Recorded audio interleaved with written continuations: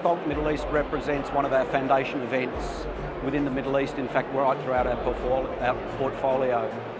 Gulftainer's been participating here for about the last 10 years.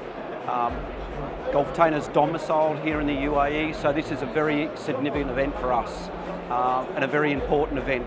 Today, as you can see, it's a busy place and we expect it to continue to be that way for the next couple of days.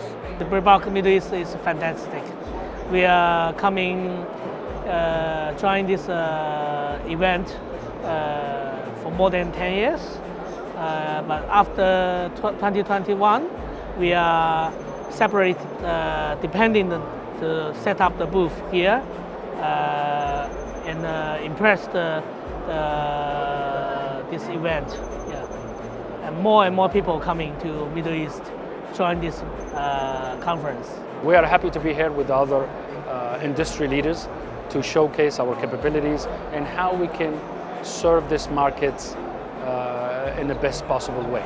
So Breakbulk, every year they are surprising us with a great organization and gathering a lot of partners, ship owners, seaport authorities, and a lot of freight forwarders from all over the world. Breakbulk is always a great opportunity for us to expand our network and to explore more opportunities to provide our customers with the services that we're looking for. It's extremely busy. I think that's obvious to everyone who's attending this year. Last year was a record show. We heard that this morning during the opening remarks.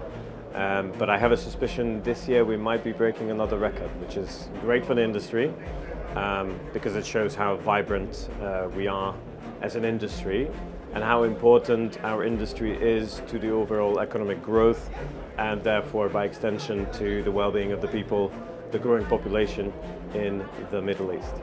Swimmingly, fantastic. We are having a really good event so far. We've met some really interesting businesses. Rack Ports, we're building a brand new port, so it's a great opportunity for us to connect with the market and connect with the project cargo owners and the developers and manufacturers.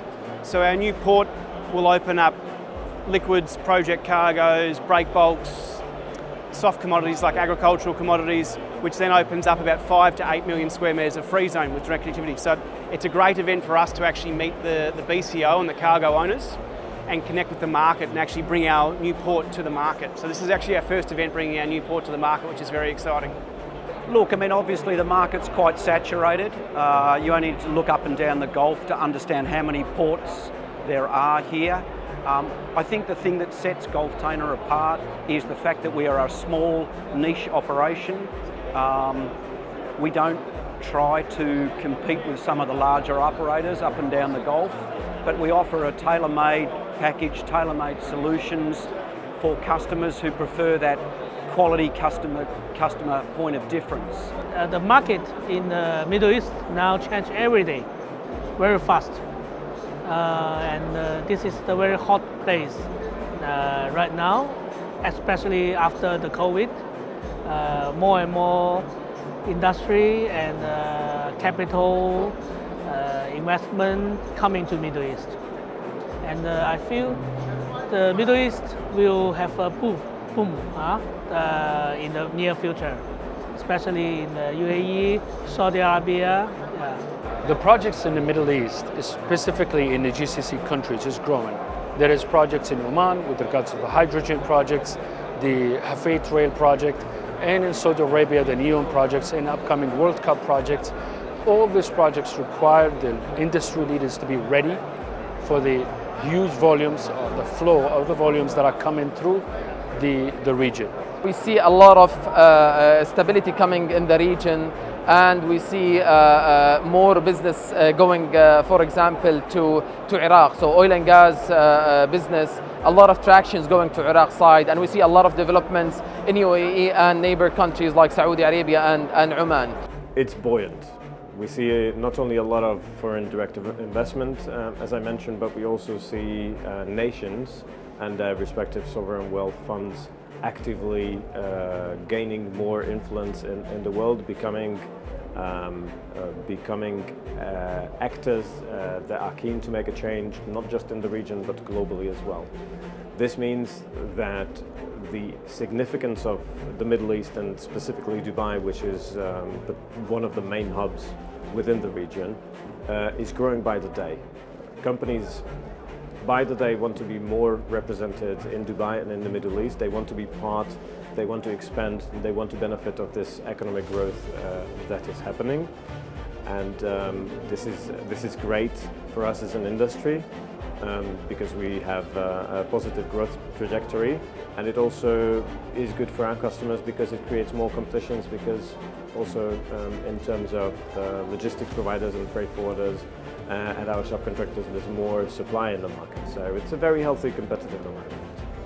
It's a booming hub, and you know our biggest market right now is European businesses, Australian businesses which are coming under cost pressures, looking for relief, looking for expansion, but looking for people that want to tackle growth. And it's one thing about the UAE that does very, very well is we tackle what can't be tackled from a port's perspective. And you look at us building our new port, you know, we're catering for a draft of 18 metres. We're connecting up to 5 million square metres of free zone that's accessible today. On top of that, we can expand for another 9 million of actually taking back land. We are on the front foot and actually always looking at what we can do to actually optimise the supply chain and tackle a supply chain. And it's not present around the world, especially in Europe or the Pacific region, of where people want to tackle the issues in the supply chain. And you look at us in the UAE, and especially in RAC, and we're actually tackling and optimising what the supply chain looks at. We're looking at how we can move things onto bigger vessels. We're looking at how we can actually open the port up to be more customer friendly. How do we design it to be actually more on the front foot, to be more cost effective, to be more user friendly. So we're actually building all this into our side, but this is the UAE in general. It's always on the front foot of how we're looking to tackle. We're always looking at what we can do to help grow business, but what we can do to win business. You know, and we're very customer centric, and we're very focused on how the customer's experience, which is incredible.